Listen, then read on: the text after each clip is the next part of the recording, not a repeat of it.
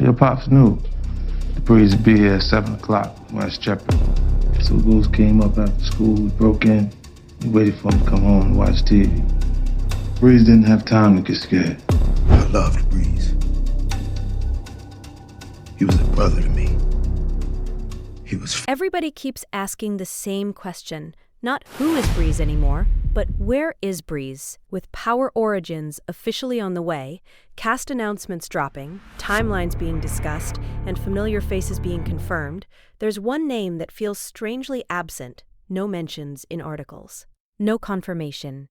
No BTS images. And yet, this is a character whose shadow hangs over the entire Power universe, a character whose death shaped Ghost, Tommy, and Kanan. So the real question isn't just, will Breeze be in Power Origins Season 1? It's how can he not be? And the answer may lie in the timeline, the mystery, and the way Power loves to tell its most important stories. The reason this conversation even exists is because Breeze is not just another name from the past. He is one of the foundations of Power. From the very beginning, Power was a story about Ghost, Tommy, and Kanan, and almost every major decision they made traced back to one person, Breeze. He was the mentor, the leader, the brother figure, the one who taught them the game before the game turned on him. And yet, despite his importance, Breeze has always existed in fragments.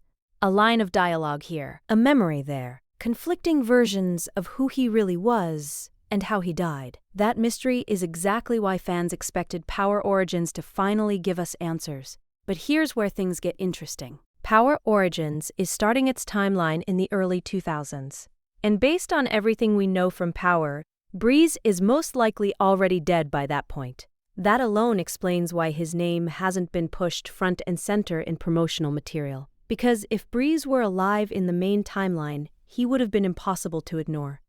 So, instead of asking why Breeze hasn't been mentioned, the better question becomes, how are they planning to tell his story? Power has never been about straight lines. It's always been about layers, about past decisions bleeding into the present, about consequences that don't fully make sense until you see what came before. And Breeze represents one of the biggest missing layers in the entire franchise. His relationship with Ghost wasn't just business. Ghost said he loved Breeze like a brother. He gave him chances. He tried to reason with him. And when he finally pulled the trigger, it wasn't out of anger, it was out of fear for the future. That one moment shaped everything that came after. Ghost became the man who would later justify killing anyone who stood in his way. Tommy became the soldier who followed him. And Kanan learned the ultimate lesson about manipulation and power. That's why Breeze can't simply be skipped over in Power Origins. Even if he's already dead in the timeline, his presence still needs to be felt.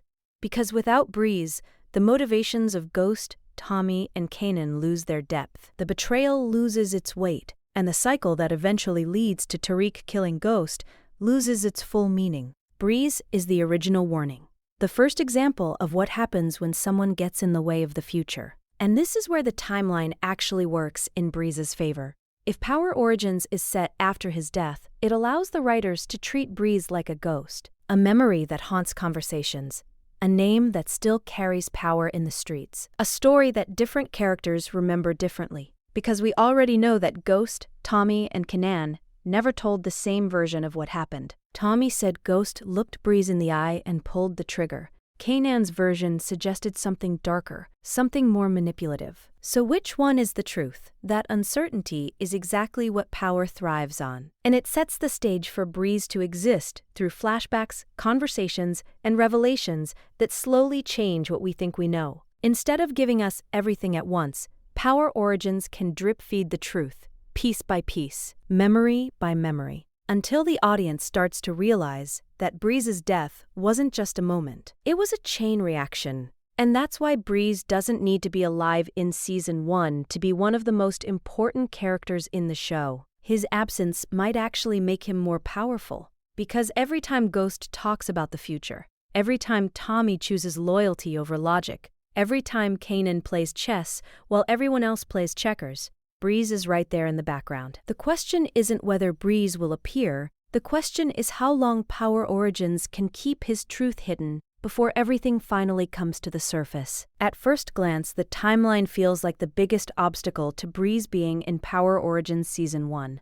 If the story really does begin in the early 2000s, then Breeze should already be gone. According to everything we were told in Power, his death happened years before Ghost and Tommy truly rose to power. That's why so many fans are confused. How do you tell a story about the origins of Ghost, Tommy, and Kanan without physically showing one of the most important people in their lives? But this is where Power has always been at its strongest, because the show has never relied on straightforward storytelling. Power has always used memory as a weapon. Characters remember events differently depending on who they are, what they gained, and what they lost. And Breeze is the perfect example of that. Ghost remembers him as someone he loved but had to kill. Kanan remembers him as someone who stood in the way of his own rise. Tommy remembers him as a moment that changed everything between him and Ghost. 3 perspectives, 3 truths, or maybe 3 lies.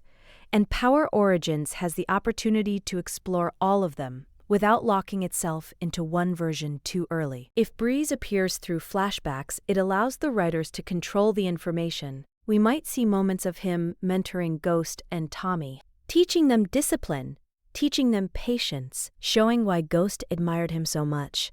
But in another flashback, we might see the cracks, the reckless decisions, the moves in the streets that Ghost didn't agree with, the tension that slowly built between Breeze and Kanan. And this is important, because Ghost didn't wake up one day and decide to kill his brother. Something pushed him there. Something convinced him that Breeze was going to get them all killed. The timeline also allows Power Origins to explore one of the biggest unanswered questions in the entire franchise. Did Kanan manipulate Ghost into killing Breeze? If Breeze was standing in the way, who benefited the most from his removal? Kanan. And when you look at Kanan's mentors, it starts to make sense. Snaps and Pop were master manipulators. They didn't need to pull the trigger themselves. They moved people like pieces on a chessboard, and Kanan learned that lesson early. So if Breeze was the king, Kanan didn't need to attack him directly. He just needed to convince someone else to do it. That's where the timeline becomes powerful instead of limiting. Power Origins can show us the aftermath first.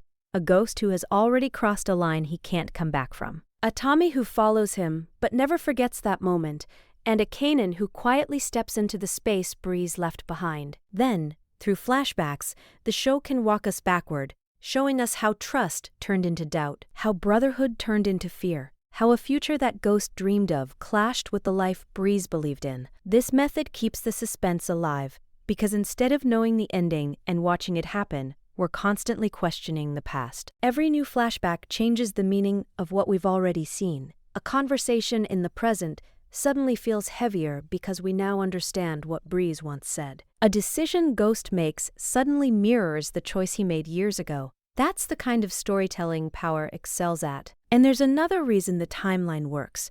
Breeze's death didn't end his influence. It multiplied it. His absence is what allowed Kanan to rise. It's what forced Ghost to harden his heart.